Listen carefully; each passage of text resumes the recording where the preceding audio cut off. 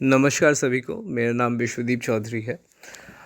आज मैं आपके सामने जो वीडियो लेके आ रहा हूँ ये बहुत ही इम्पोर्टेंट वीडियो होने वाला है, क्योंकि जो सेंट्रल बैंक ऑफ इंडिया के क्लर्क की जॉइनिंग की डेट्स ऑफिशियली आ चुकी थी बहुत पहले ही। 4 जनवरी 2021 जो था वो डेट था, और अभी साथ में जो है अपॉइंटमेंट लेटर्स थ्रू ईमेल और थ्रू पोस्ट भी आ चुकी है, और साथ में बहुत सारी फॉर्म्स भी दी गई हैं जिसे भरने में बहुत सारे कैंडिडेट्स को काफ़ी सारी दिक्कतें आ रही हैं। मेरे पिछले जो वीडियोस मैंने अपलोड किए थे, खासकर कि जो IBPS PO की जो जॉइनिंग आई थी सेंट्रल बैंक ऑफ इंडिया की, उस वीडियो के बाद काफ़ी सारे हमारे सब्सक्राइबर मित्र हैं, उन्होंने मुझे कांटेक्ट किया था और क्लर्क के बारे में उन्होंने काफ़ी सारी इन्फॉर्मेशन पूछी।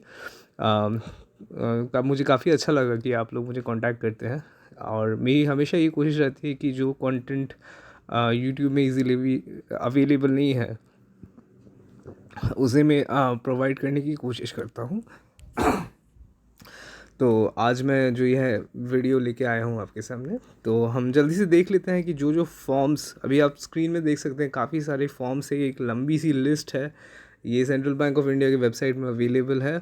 सभी ये जो लिंक है इन फॉर्म्स की मैं ये डिस्क्रिप्शन बॉक्स में भी डाल दूँगा।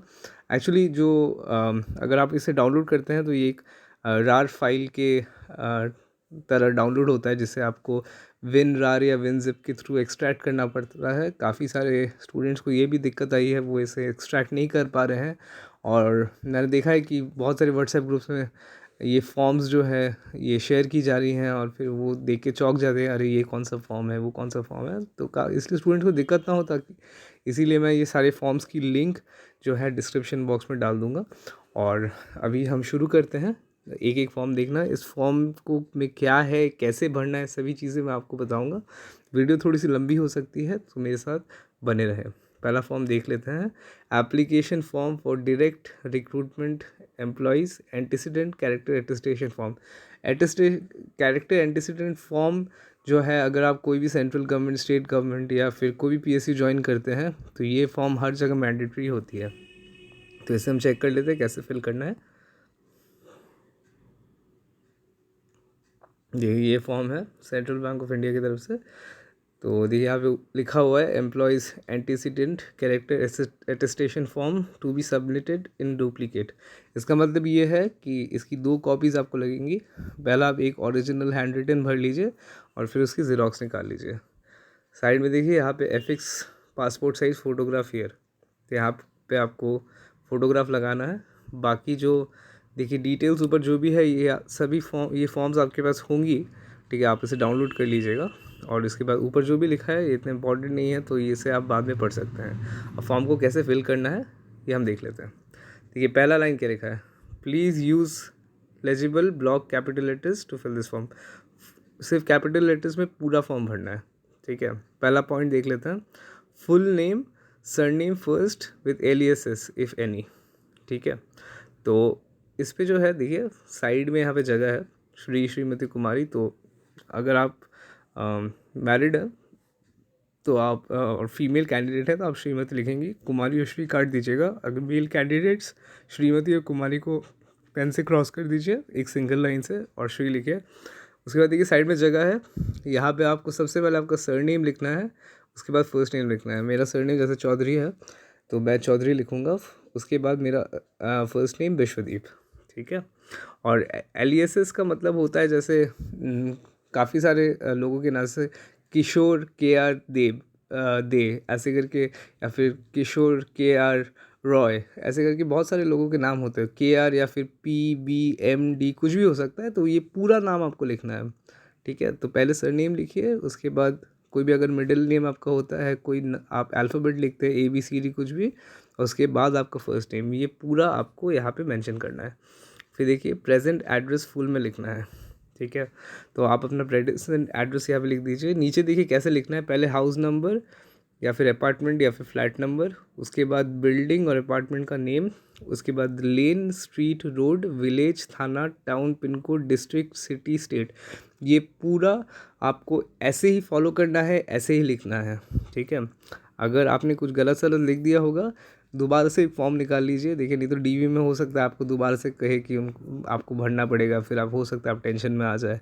तो ये सब घर से करके जाइए आराम से, ठीक है। उसके बाद थर्ड में देखिए जो आपका होम टाउन एड्रेस है उसको फुल लिखना है। तो देखिए आपका अगर प्रेजेंट एड्रेस और परमानेंट एड्रेस सेम है तो 2 बार उसको लिखने की ज़रूरत नहीं है, मैं कहूँगा। यहाँ पे जो है देखिए साइड में जगह है, ठीक है, यहाँ पे आपका एड्रेस लिख दीजिए और यहाँ पे ऐसे डैश देके डू ऐसे करके डैश दे दीजिए, ठीक है। मेरी हैंड राइटिंग इतनी अच्छी नहीं आ रही है, आप समझ जाइए कैसे लिखना है। तो ये बार बार लिखने की ज़रूरत नहीं है अगर आपकी प्रेजेंट और परमानेंट एड्रेस सेम है। नेक्स्ट हम देख लेते हैं। देखिए place and state of domicile. तो प्लेस मतलब जो सिटी, टाउन, विलेज आप जहाँ भी रहते हैं उस वहाँ का नाम, और स्टेट ऑफ डोमिसाइल जहाँ आपकी परमानेंट रेसिडेंटशिप है, या जैसे कि महाराष्ट्र में अगर आपका वोटर आईडी महाराष्ट्र में है या फिर पंजाब में है या दिल्ली में है तो आपको उस जगह का नाम देना है। अगर मान लीजिए आप दिल्ली में रहते हैं, आपका घर दिल्ली में है लेकिन अभी आप यूपी में हैं, तो आप दिल्ली ही लिखेंगे। आपका होम टाउन जहाँ पे आपका वोटर आईडी बना हुआ है वही आपका डोमिसाइल स्टेट होता है, ठीक है। तो ये पहला पेज हो गया। नेक्स्ट पेज में देख लेते हैं ये full address of local police station, और बी है full address of police headquarter. तो लोकल पुलिस थाना जिसके अंडर आपका घर आता है, ये एक वेब चेक कर लीजिए आप, क्रॉस चेक, पूरा एड्रेस लिखिएगा और वहाँ का जो हेडक्वार्टर है, आप जिस भी एरिया में रहते हैं, आपका घर जहाँ पे है, ठीक है, तो वहाँ का आप एड्रेस मेंशन कर दीजिएगा। नेक्स्ट देख लेते हैं।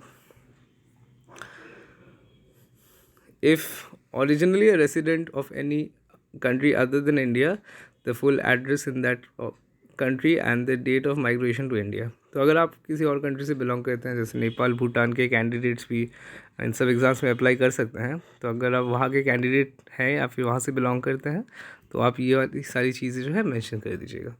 नेक्स्ट देखिए आते हैं। Details of place where you have resided for more than 1 year at a time during the preceding previous 5 years with dates. तो देखिए ये उन कैंडिडेट्स के लिए है जो अपने होम टाउन से दूर रहते थे, रह चुके हैं या फिलहाल रह रहे हैं, ठीक है। जैसे मान लीजिए आपका होम टाउन दिल्ली है या फिर महाराष्ट्र में मुंबई में है, ठीक है, लेकिन आप पढ़ाई के लिए या फिर कहीं कामकाज के लिए आप बैंगलोर या फिर कोई भी कहीं भी किसी भी जगह पे रहते थे पिछले 5 सालों के अंदर, या फिर प्रेजेंटली रहते हैं, तो 5 सालों के अंदर आप कहीं भी अगर रहते थे, ठीक है, अपने होम टाउन को छोड़कर, तो यहाँ इस चीज़ को आपको मेंशन करना है, ठीक है। जैसे full residential address, name of the district headquarter, कब से कब तक, ठीक है, पूरा मेंशन कीजिएगा। अगर आप अपने होम टाउन में पिछले 5 साल में थे, आप और कहीं गए नहीं हैं रहने के लिए किसी भी कारण से, तो ये आपको फिल करने की ज़रूरत नहीं है, ठीक है। नेक्स्ट देख लेते हैं नेक्स्ट पेज में। Father's name in full with aliases if any, ठीक है। तो यहाँ पे आपके फादर का फुल नेम देना है। काफ़ी सारे जो हमारे पेरेंट्स हैं, कैंडिडेट्स के पेरेंट्स होंगे, वो अपने फादर का भी नाम अपने नाम में जोड़ते होंगे, ठीक है। तो कुछ लोग फादर का फर्स्ट नेम जो है पूरा जोड़ते हैं, कुछ इनिशियल्स जोड़ते हैं, ठीक है। तो आपका जो भी आपके फादर का फुल नेम है, जो आपके कॉलेज स्कूल के मार्कशीट्स में जैसा भी मेंशन है एग्जैक्टली वही नाम लिखिएगा, ठीक है, दूसरा नाम मत लिखिएगा। प्रेजेंट पोस्टल एड्रेस, आपकी प्रेजेंट जो भी एड्रेस है उसका पूरा एड्रेस लिखिएगा। ये आपके फादर के लिए एप्लीकेबल है, आपके लिए नहीं। आपके फादर जहाँ पे हैं वहाँ का एड्रेस दीजिएगा, ठीक है। If deceased given last address, bracket में लिखा हुआ है, यानी कि अगर आपके पिताजी अब इस दुनिया में नहीं है किसी भी कैंडिडेट के लिए, तो उनकी जो लास्ट एड्रेस जो थी वो आपको मेंशन करनी है, ठीक है। Permanent native home town address, जो आपके फादर की परमानेंट एड्रेस है, जहाँ भी आपका घर है, ठीक है, या फिर आपके फादर कहाँ कहीं भी जहाँ भी रहते हैं, ठीक है, उनका जो नेटिव है, होम टाउन है, उसकी एड्रेस देनी है। उनकी प्रोफेशन के बारे में आपको मेंशन करना है। अगर सर्विस में है तो कहाँ जॉब करते हैं, उनकी डेजिग्नेशन क्या है, उनकी ऑफिस की एड्रेस, ठीक है, ये सब आपको मेंशन करनी है। नेक्स्ट है husband's name in full with aliases if any. जो फीमेल कैंडिडेट्स हैं, मैरिड हैं, उनको अपने हस्बैंड का नाम यहाँ पे देना है, प्रोफेशन देना है, अगर सर्विस में है तो कहाँ काम करते हैं और डेजिग्नेशन, ठीक है, और उनके ऑफिस का एड्रेस। देखिए नेशनलिटी है फादर और मदर की, नेशनलिटी यहाँ पे देनी है। अगर मैरिड है आप तो हस्बैंड वाइफ, अकॉर्डिंगली आपको देना है उनका नेशनलिटी, ठीक है। उसके बाद देखिए point number 9, date of birth, ठीक है। तो डेट ऑफ बर्थ ही किसका देना है? आपके खुद का देना है, ठीक है, या ना कि आपके मदर फादर या हस्बैंड या वाइफ की, ठीक है। आपको खुद का डेट ऑफ बर्थ देना है यहाँ पे इसी फॉर्मेट में, ठीक है। एज एज ऑन डेट, ठीक है। तो यहाँ पे जो है आपको जो है आपका प्रेजेंट जो एज है, ठीक है, ये आप मेंशन कर दीजिए यहाँ पे कितने साल और कितने महीने की आपकी एज हो चुकी है। दिसंबर तक ये आप काउंट कर सकते हैं क्योंकि ये फॉर्म दिसंबर मंथ में ही आया है और यहाँ पे अलग से कुछ मेंशन नहीं है कि कौन से डेट या कौन से मंथ तक ये जो है आपकी एज कितनी है, ऐसा कुछ मेंशन नहीं है। तो दिसंबर तक ही आप काउंट कर लीजिए, दिसंबर के मंथ में आपकी एज कितनी है और आप कितने मंथ के हो चुके हैं ये आपको मेंशन करना है। और एज एट मैट्रिकुलेशन, ठीक है, आप जिस दिन पास हुए थे मैट्रिक, आपकी डिग्री से स्कूल के सर्टिफिकेट में ये लिखा होगा, तो आप काउंट कर लीजिए कि आप कितने साल के थे जब आपने क्लास 10 पास किया था और उसे आप यहाँ मेंशन कर दीजिए, ठीक है। प्लेस ऑफ बर्थ लिखना है, ठीक है। State, village, town, city, district and state, यहाँ पे मतलब आप जहाँ भी पैदा हुए हैं उसके साथ जो है स्टेट का नाम। नेक्स्ट है रिलीजियन, आप कौन से रिलीजन से बिलोंग करते हैं, अगर आप किसी कैटेगरी से हैं, ठीक है, जिस भी कैटेगरी से हैं मेरा मतलब, आप यहाँ इसे मेंशन कर दीजिए। देखिए यहाँ पे EWS के बारे में नहीं दिया गया है, तो अगर आप EWS से हैं यहाँ पे मेंशन नहीं, तो ऐसा नहीं है कि आपकी EWS नहीं लिखना है, बगल में आप EWS लिख देना पेन से, ठीक है। SC ST OBC से अगर हैं आप, ठीक है, तो यहाँ पे आपको उसके बारे में डिटेल्स मेंशन करनी पड़ेगी। नेक्स्ट पेज देख लेते हैं। Details of education qualification undertaken since the age of 15 years with name and addresses of school and colleges attended with period of attendance, ठीक है। तो यहाँ पे स्कूल और कॉलेज जो है आपकी आपने कब शुरू किया, जब 15 इयर्स के थे आप, ठीक है। 15 इयर्स के बाद जो आपने कहा, कब 15 इयर्स में नॉर्मली जो है सब क्लास 10 में ही रहते हैं, ठीक है। कुछ लोग क्लास 9 में भी रह सकते हैं या फिर 8 में भी रह सकते हैं, ठीक है। तो उस हिसाब से जो है आप जो थे, आपने जो अपनी पढ़ाई कंटिन्यू की उसको आपको यहाँ पे मेंशन करना है, ठीक है। पूरा एग्जैक्टली मेंशन कीजिएगा, ठीक है, जो एग्जैक्टली सारी डिटेल्स मांगी हैं। ये सारी चीज़ें में आपको अगर कन्फ्यूजन होती है तो आपका जो स्कूल की सर्टिफिकेट है वो आपके पास ज़रूर होगी, उसे आप रेफ़र कर लीजिएगा, ठीक है। नीचे है देखिए डिटेल्स ऑफ एम्प्लॉयमेंट, ये उन्हीं बच्चों के लिए एप्लीकेबल है जिन्होंने IBPS एप्लीकेशन फॉर्म भरने के टाइम मेंशन किया था कि वो पहले जॉब करते थे या फ़िलहाल जॉब कर रहे हैं, उनके लिए वाला चीज़ एप्लीकेबल है, ठीक है। तो देखिए ऑर्गेनाइजेशन का नाम, डेजिग्नेशन, कब ज्वाइन किया था, कब छोड़ा था और आपने क्यों छोड़ा था, ये सारी चीज़ें IBPS के एप्लीकेशन फॉर्म में भी आपसे मांगी गई थी। तो IBPS की एप्लीकेशन की प्रिंट आउट आपके पास होगी, उसे रेफ़र करके आप इसे भर दीजिएगा, ठीक है। नेक्स्ट पेज देखते हैं।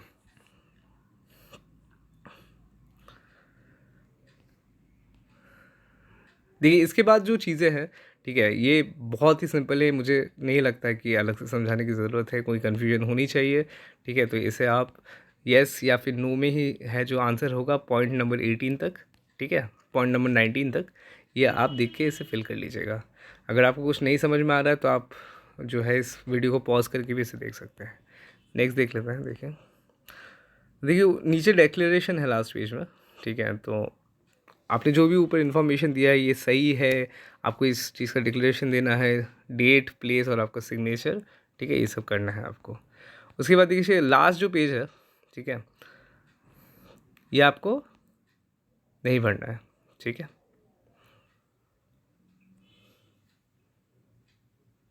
खाली कुछ चीज़ें आप एक्चुअली भर सकते हैं, जैसे देखिए application for appointment to the post of clerk मत लिख देना, ठीक है। जो एक्चुअल पोस्ट है वो है SWO-A, यानी कि Sierra whisky Oscar dash alpha, ठीक है। S for Sierra, W for whisky, O for Oscar dash A for alpha, SWO-A, ये जो है एक्चुअली हम की ज्वाइनिंग यहाँ हो रही है ना कि क्लैरिकल में, ठीक है। क्लैरिकल कैडर है लेकिन पोस्ट का नाम SWO-A है, तो आप उसे ही मेंशन करना है। देखिए नीचे यहाँ पे साइड में देखिए आपको एक फ़ोटो भी चिपकाना है, फ़ोटो घर से चिपका के लेके जाइएगा, ठीक है। फिर देखिए यहाँ पे फिर से नीचे लिखा है I hear by apply for the post of SWO A, dash में यहाँ पे SWO A लिखना, ठीक है। उसके बाद देखिए यहाँ पे नीचे डेट प्लेस देना है, ये सब बहुत ही सिंपल है, ये सब आप देख लीजिएगा, ठीक है। उसके बाद देखिए एम्प्लॉय PF नंबर, ठीक है। PF आपका अभी तक बना नहीं है, कुछ PF का अकाउंट बना नहीं है, तो इसे अभी छोड़ दीजिए, ठीक है। ऐसे कुछ मत करना, जैसा है वैसे ही छोड़ दे, ठीक है। और देखिए इसके बाद जो चीज़ें दी गई हैं ये काफ़ी सिंपल हैं, ये आप पढ़ के देख लीजिएगा, इसे आपको फिल करना है, ठीक है।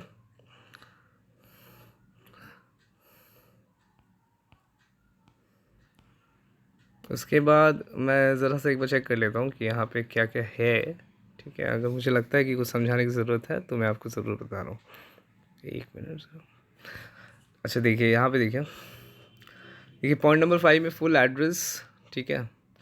लोकल, प्रेजेंट, होम, परमानेंट, ठीक है। ये सारी चीज़ें आपको भरनी है, ये मैं पहले भी समझा चुका हूँ कैसे भरना है, वैसे ही आप भरिएगा, ठीक है। Native place address, mention state also.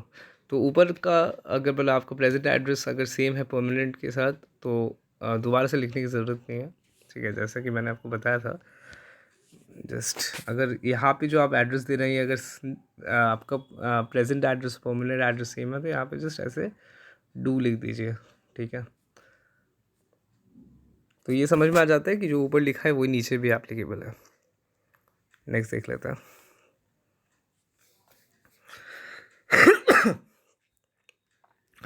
देखिए डोमिसाइल में देखिए अभी यहाँ पे काफ़ी सारे बॉक्सेस बने हुए हैं, तो आपको कहाँ फिल करना है मैं आपको बता दे रहा हूँ। देखिए डोमिसाइल में प्लेस यहाँ भरना है, ठीक है। उसके बाद सिंस व्हेन, ठीक है। सिंस व्हेन को आपको इन बॉक्सेस में भरना है, यहाँ पे यहाँ पे यहाँ पे, ठीक है। तो आप एक बॉक्स यूज़ कीजिए, चारों बॉक्स यूज़ कीजिए, फ़र्क नहीं पड़ता है, लेकिन उसी बॉक्स में भरिए, ठीक है। इसके बाद फिज़िकल पर्टिकुलर्स, ठीक है। कौन सा कहाँ भरना है मैं बता दे रहा हूँ। हाइट देखिए सेंटीमीटर में है, सेंटीमीटर में हाइट याद दीजिए, वेट याद दीजिए इस बॉक्स में, ठीक है। यहाँ नीचे मत लिख देना, ठीक है, नीचे नहीं लिखना है। उसके बाद देखिए केजी में दीजिए वेट यहाँ पे, ठीक है। ब्लड ग्रुप अगर आपको नहीं पता है छोड़ दीजिए, ठीक है। और RH क्या होता है, ठीक है। और ये VE लिखा हुआ है, ये क्या होता है, ठीक है। तो मान लीजिए अगर आपका जो ब्लड ग्रुप है वो B पॉजिटिव है मान लीजिए, तो यहाँ पे आप लिखेंगे B, यहाँ पे B लिखेंगे और यहाँ पे लिखेंगे पॉजिटिव, ठीक है। या फिर अगर आपका और कोई है O नेगेटिव है मान लीजिए, तो आप लिखेंगे यहाँ पे, एक मिनट, आप लिखेंगे यहाँ पे O, यहाँ पे लिखेंगे नेगेटिव, ऐसे करके भरना है, ठीक है। चलो नेक्स्ट देख लेते हैं। मैरिटल स्टेटस क्या है, सिर्फ यहाँ पे सिंगल टिक मारना है, अगर सिंगल है तो सिंगल, मैरिड है तो मैरिड, ऐसे करके सिर्फ एक टिक मारना है ये बॉक्स के अंदर, ठीक है। नेक्स्ट देख लेते हैं।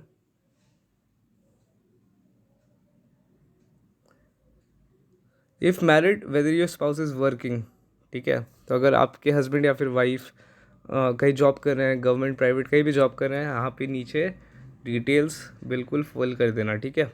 ये सब गवर्नमेंट जॉब में बहुत इंपॉर्टेंट रहता है, तो ये सब ठीक से फिल करना। चलिए नेक्स्ट देख लेते हैं। डिपेंडेंट्स, ठीक है। नंबर ऑफ डिपेंडेंट्स, डिपेंडेंट्स मतलब क्या होता है, ठीक है। डिपेंडेंट्स मतलब होता है कि अगर आपके सैलरी से आपका घर चलने वाला है, ठीक है, तो तब होता है वो डिपेंडेंट होते हैं, मतलब आपकी फैमिली मेम्बर्स तब आपके डिपेंडेंट होते हैं। अगर आपके फादर जॉब कर रहे हैं, ठीक है, तो वो डिपेंडेंट नहीं है आप पे, तो आपको यहाँ पे वो चीज़ मेंशन नहीं करना है, या फिर आपके घर वालों से बात कर लीजिए इस बारे में। अगर आप मेंशन करते भी हैं तो कोई बड़ी बात नहीं है, ठीक है। तो लेकिन ये बिल्कुल ध्यान से करना, ठीक है, इस चीज़ को फिल।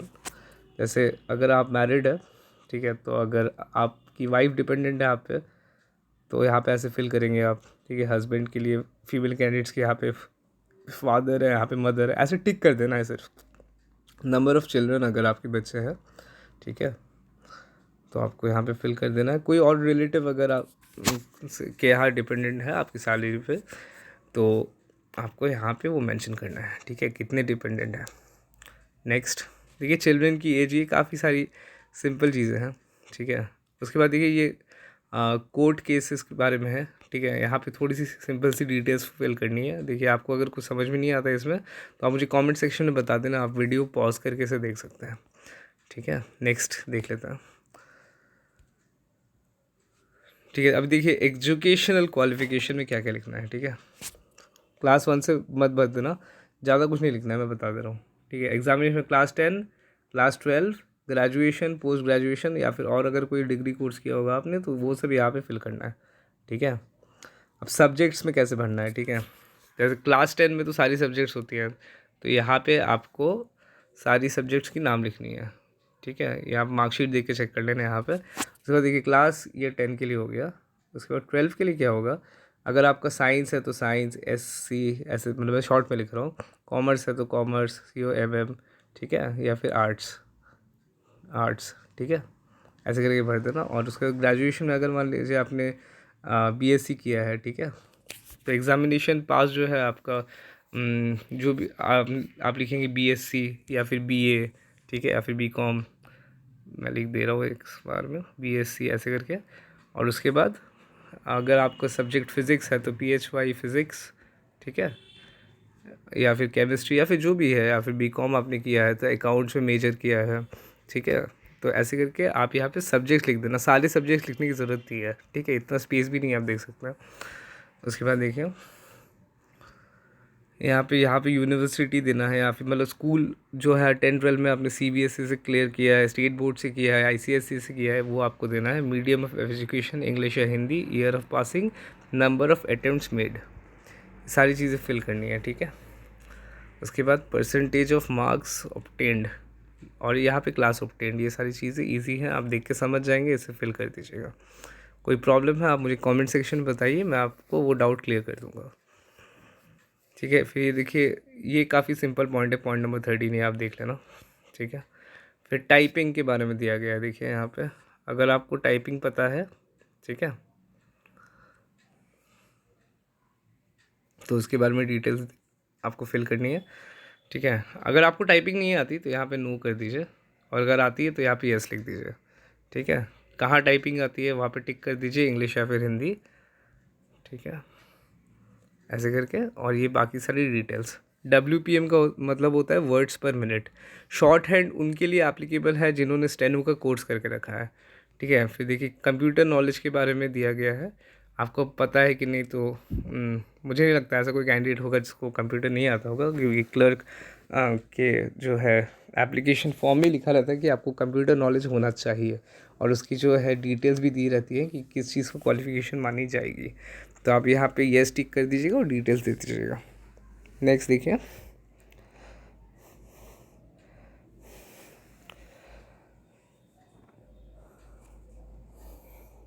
यहाँ पे देखिए लैंग्वेजेस के बारे में दिया गया है, कौन कौन सी लैंग्वेज, ये सब आपने IBPS के एप्लीकेशन फॉर्म में भरा है, उसे देख के आप डाल दीजिएगा, नया कुछ मत फिल कीजिए, ठीक है। उसके बाद वर्क एक्सपीरियंस, फिर से उन्हीं के लिए जो लोग जॉब कर चुके हैं, ऊपर मैंने बता दिया है वो कैसे फिल करना था, सेम चीज़ नीचे फिर से है, ठीक है।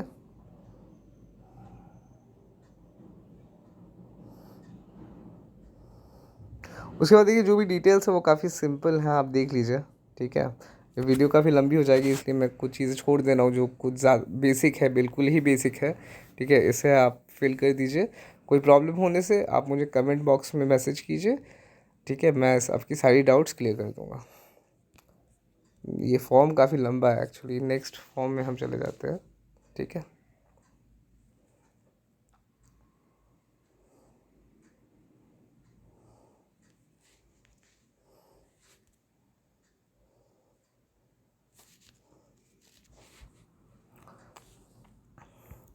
ये दूसरा है बायोडेटा फॉर क्लर्क्स, वाला फॉर्म हम ओपन करके देख लेते हैं, ठीक है। इसमें भी जो डिटेल्स हैं, ठीक है, ये फिल करना काफ़ी इजी है, ठीक है। मुझे नहीं लगता इस पर कोई दिक्कत आनी चाहिए आपको, क्योंकि पिछले जो फॉर्म्स के बारे में फॉर्म के मैंने बताया है उसमें सारी चीज़ें कवर हो चुकी है ऑलमोस्ट, ठीक है। तो ये बायोडेटा फॉर्म आपका है, ये नंबर 2 फॉर्म है। ये फॉर्म्स के नाम मैं ले रहा हूँ ताकि आपको कोई प्रॉब्लम नहीं हो बाद में, ठीक है। देखिए फिर थर्ड है defined contribution pension registration form, ठीक है, इसे देख लेते हैं। माफ़ कीजिएगा, मुझे पता है वीडियो काफ़ी लंबी होने वाली है, ठीक है, लेकिन ये आपके काम ही आएगी। ठीक है, ये देखिए, ये आपका जो एनपीएस का अकाउंट बनेगा उसके लिए है। ठीक है, ये जगह आपको फिल नहीं करना है, यहाँ पे आपको कुछ भी फिल नहीं करना है। ठीक है, यहाँ पे आपको फ़ोटो लगानी है और यहाँ पे देखिए ब्लैक इंक से करना सब कुछ। ठीक है, सब कुछ ब्लैक इंक से करना। यहाँ पे सिग्नेचर और स्टैम्प, ठीक है, आपको जो थंब इम्प्रेशन है इसे आपको ब्लैक इंक से करना है, ब्लू इंक से मत करना भाई। ठीक है, और नीचे देखते हैं, देखिए पूरा जो फॉर्म है आप ब्लैंक इंक से भरने की कोशिश कीजिए। ठीक है, ब्लू इंक को अवॉइड कीजिए, ऐसे कोई प्रॉब्लम नहीं है। अगर आप करते भी हैं तो एक बार नीचे चेक कर लेते कुछ लिखा हुआ है कि नहीं। एक मिनट,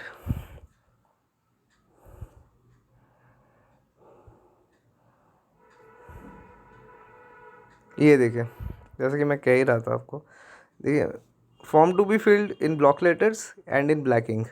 ठीक है, तो ये एक्चुअली कंप्यूटर में अपलोड होता है, तो इसीलिए वो कहते हैं कि ब्लैक इंक में आप इसे फिल कीजिए। ठीक है, उसके बाद चलिए देख लेते हैं फॉर्म को।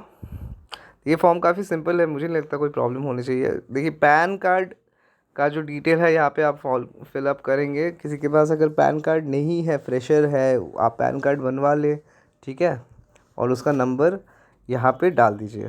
पैन कार्ड बहुत जल्दी बन जाता है, ज़्यादा टाइम नहीं लगता है। ठीक है, उसके बाद देखते हैं, नीचे जाते हैं, फॉर्म देख लीजिए कौन सा है। ठीक है, application form for subscriber registration, ये एनपीएस के लिए है, नेशनल पेंशन सिस्टम। ठीक है, मैं देख लेता हूँ इसमें ऐसी कोई चीज़ है क्या जो आपको समझ में ना आए, उसे मैं आपको समझा दूँगा। अच्छा देखिए, ये सब जगह यहाँ पे कुछ मत भरिए फ़िलहाल। ठीक है, यहाँ पे कुछ मत भरना, ये सब जगह पे कुछ मत भरना, ये सब छोड़ देना यहाँ पे, क्योंकि आपका सैलरी अकाउंट वहाँ पे बैंक पे ज्वाइनिंग के टाइम बनेगा, तब आप इसे फिल कर पाओगे। ठीक है, ये सब बिल्कुल छोड़ देना, कुछ करने की ज़रूरत नहीं है। ठीक है, यहाँ पे सब कुछ है, ये सब आप देख लीजिएगा।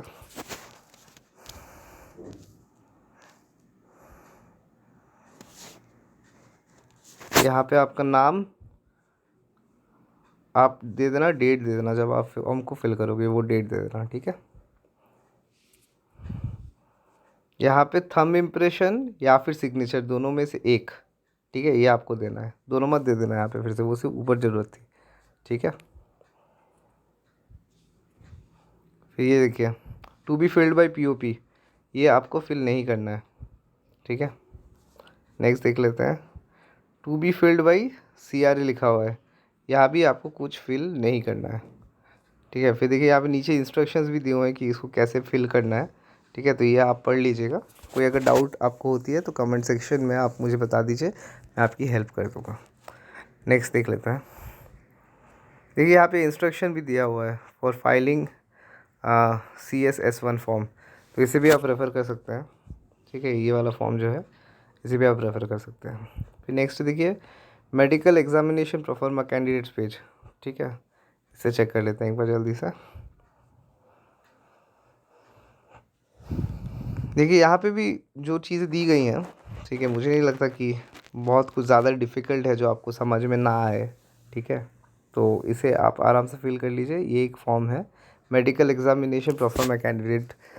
ये आप जब डॉक्टर के पास जाएंगे मेडिकल सर्टिफिकेट अपना बनवाने, तो इस चीज़ को कैरी करके लेके जाइए, अगर जस्ट इन केस वो मांगते हैं तो वो आप उसे दिखा सकते हैं। ये मेडिकल एग्जामिनेशन प्रोफार्मा का सेकंड पेज है। यहाँ पे आप जो है बाकी डिटेल्स फॉर्म कर लीजिए, फिलअप कर लीजिएगा। यहाँ पे देखिए लेफ़्ट हैंड का फिंगरप्रिंट आपको देना है, ये तो देखिए घर से करके जाइए। ठीक है, हो सके तो ब्लैंकिंग से ही यहाँ पे फिंगरप्रिंट लेना। यहाँ पे पांचों जो आपकी उंगलियों है उनके निशान चाहिए, ब्लैक इंक या फिर ब्लू इंक में। ठीक है, कुछ लिखा नहीं है यहाँ पे ब्लैक इंक से करना है, लेकिन हो सके तो ब्लैक इंक से कीजिए। ठीक है,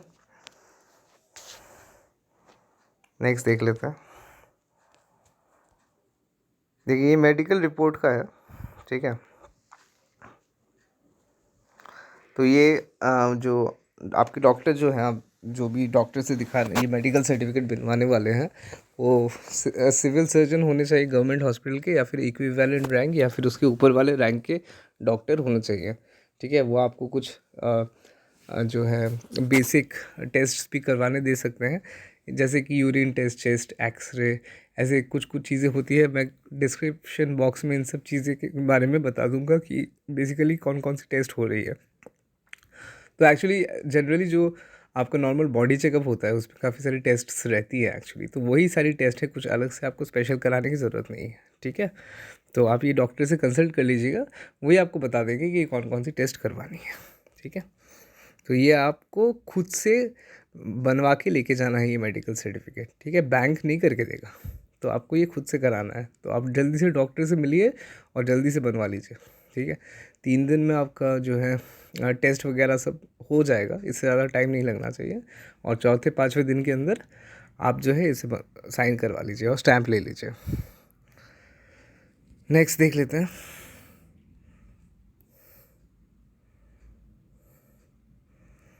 अच्छा, ठीक है, ये देखिए, proforma of report to be obtain from previous employees, यानी कि आप अगर पहले कहीं जॉब कर चुके हैं तो आप अपने एचआर से ये भरवा लीजिए। देखिए, कुछ कंपनीज़ ये आपको भर के नहीं देंगी, ये सिर्फ उन लोगों के लिए एप्लीकेबल है जो पहले कहीं जॉब कर चुके हैं, या फिर अगर आपकी कंपनी बंद हो चुकी है या फिर आपके जो एम्प्लॉयर हैं उन्होंने आपको ये देने से मना कर दिया है, तो आप जो है आपकी कम्युनिकेशन तो ईमेल में हुई होगी ना, तो कोशिश कीजिए कि ईमेल में आप कम्युनिकेट कीजिए अपने एम्प्लॉयर से। वो अगर मना कर देते हैं तो कोई बात नहीं।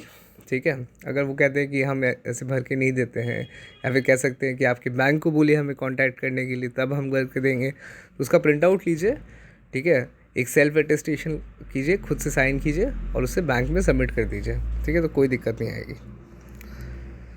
और लास्ट, ठीक है, लास्ट जो ये फॉर्म है ये है proforma of report to be appoint from referees. अच्छा देखिए, ये कैरेक्टर सर्टिफिकेट नहीं है, गैजेटेड ऑफिसर से इसे फिल नहीं कराने से भी चलेगा। आपका पड़ोसी या फिर कोई भी आपसे ब्लड रिलेटेड जस्ट ना हो, ठीक है, वो इसे फिल कर सकता है, आपके दोस्त, ठीक है, या फिर आपके पड़ोसी। मम्मी पापा से मत करवा देना। ठीक है, कोई भी अगर रिलेटेड है उनसे मत करवाना। ठीक है, और आपकी जान पहचान के 2 लोगों से आप इससे फिल करवा देना। 2 फॉर्म्स लगेंगी। ठीक है,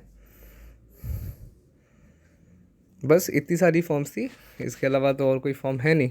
ठीक है, और अपॉइंटमेंट लेटर भी जो है उसे हम जल्दी डिस्कस करेंगे, साथ में और कोई एडिशनल डॉक्यूमेंट्स की अगर ज़रूरत पड़ती है उसे हम नेक्स्ट वीडियो में कवर अप कर देंगे।